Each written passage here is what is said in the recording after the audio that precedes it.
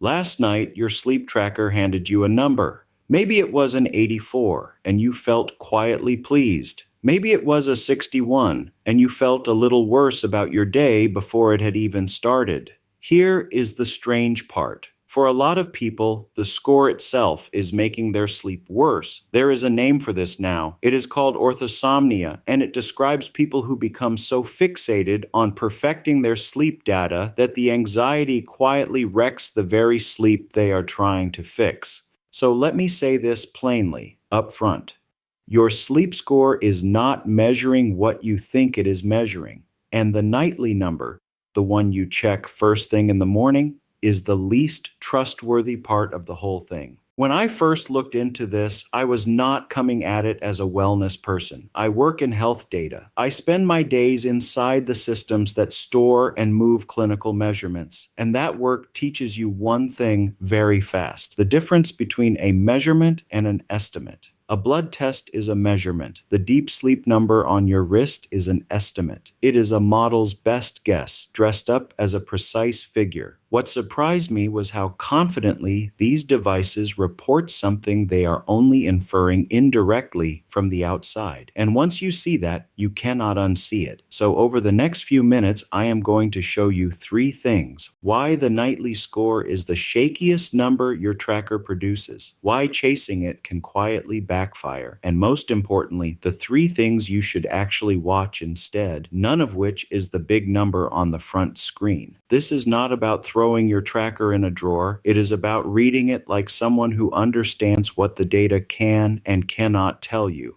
Let us start with how that number gets made. A clinical sleep study, the real gold standard, measures your brain waves directly with electrodes along with your eye movement and muscle activity. That is how you genuinely separate light sleep from deep sleep from REM. Your ring or your watch has none of that. It sees your movement and your heart rate, maybe your skin temperature and your blood oxygen, and from those signals it infers what your brain was probably doing. For some questions, that works reasonably well. Detecting whether you were asleep at all and roughly how long you slept, modern devices are actually decent at that. In validation studies against a sleep lab, they catch that you are asleep more than 90% of the time. But the sleep stage breakdown, the part everyone obsesses over, how much deep sleep, how much REM, that is where the guessing gets loose. When researchers ran 11 of these trackers head-to-head with polysomnography, separating the stages was only a fair to moderate match with the lab, nowhere near clinical reliability. In one large validation, the Oura Ring was off on its light sleep number by around 27%, so the stage breakdown you study every morning is, on a great many nights, more of an estimate than a measurement. The mistake I see people make is treating the deep sleep minutes like a thermometer reading when it is much closer to a weather forecast. Now layer the psychology on top of that shaky number. Back in 2017, a group of sleep researchers described a pattern they kept seeing in their clinic.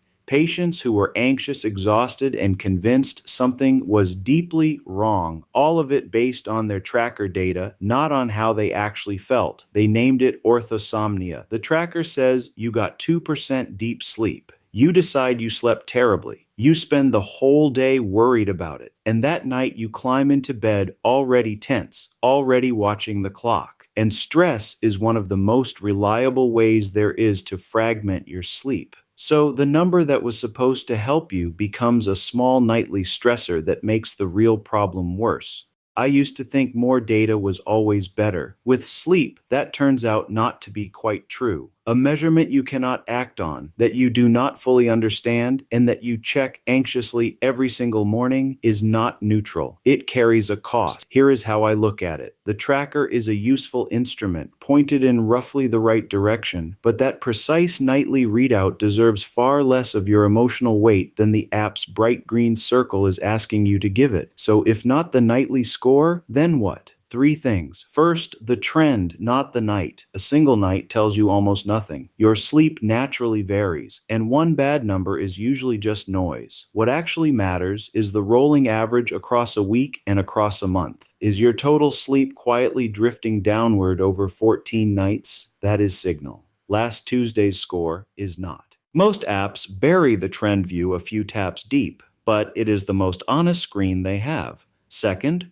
weight the metrics the device is genuinely good at: total sleep time, resting heart rate, your heart rate variability baseline, tracked over time. These come from signals the hardware measures fairly reliably, and they map onto real things: your recovery, your stress load, whether you might be coming down with something. A resting heart rate that has climbed 5 beats over a week is telling you something true. Your estimated REM percentage on a single Wednesday is simply not in the same league. Watch the reliable signals and watch how they move, not their exact value on any one day. Third, and this is the one almost everyone skips, how you actually feel. Your own morning alertness is data. In fact, it is the very outcome that every one of these fancy metrics is just trying to predict. If you wake up clear and stay steady through the afternoon, your sleep is doing its job, whatever the circle says. If you feel wrecked, that matters. Even if the app proudly gave you a 90, the device is guessing at the thing your own body already knows. Do not let the estimate overrule the experience. Now, I do not want to leave you thinking the tracker is useless, because it is not. There are a few situations where it genuinely earns its place on your wrist. The first is catching a change you would otherwise miss. If your resting heart rate has been creeping up for several days, or your heart rate variability suddenly drops, that is often the earliest sign that you are run down, fighting something off, or pushing too hard in training. Your tracker can flag that before you consciously feel it. The second is showing you cause and effect. When you watch your sleep reliably fall apart on the nights you drink or eat late or stay up scrolling, that is the device doing exactly what it is good at, turning a vague suspicion into a pattern you can actually see.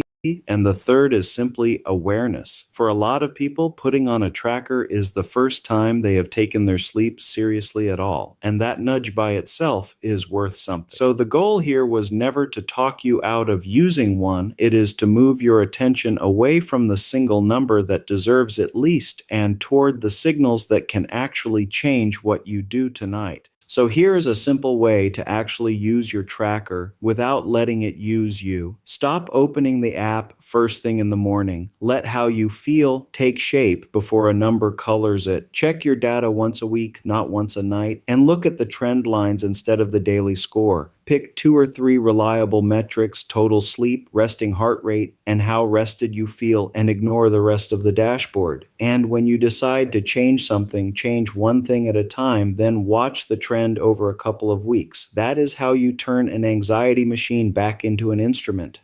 I do not want to give you hype. I want to give you what actually helps. And what helps is not a perfect score. It is understanding your own patterns well enough to make 1 or 2 changes that genuinely stick. The best sleep I know of is the kind you are not constantly grading. So keep the tracker on your wrist if you like it. Just take it off the throne. If you want a simple, science-backed way to start improving your sleep tonight, head to sleepmetricscience.com and download the free Deep Sleep Protocol. No pills, no supplements required, just the fundamentals that the research actually supports. The link is in the description. I will see you in the next one.